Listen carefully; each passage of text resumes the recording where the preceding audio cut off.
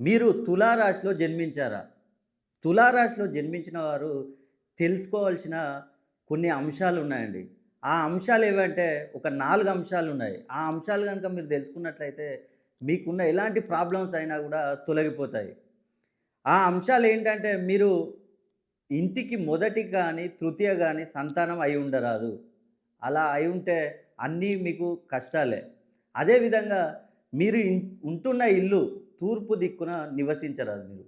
తూర్పు దిక్కున నివసిస్తే మీకు అనేక ప్రాబ్లమ్స్ వచ్చే అవకాశాలుంటాయి. అదే విధంగా ఈ తులారాశి వారి డేట్ ఆఫ్ బర్త్‌ని గనక మొత్తం కూడినట్లయితే మీ డెస్టినీ నంబరు 1 అయి ఉండరాదు. అలా ఉన్నట్లయితే అనేక సమస్యలు. అదే విధంగా మీ డెస్టినీ నంబరు 3 గూడా అయి ఉండరాదు.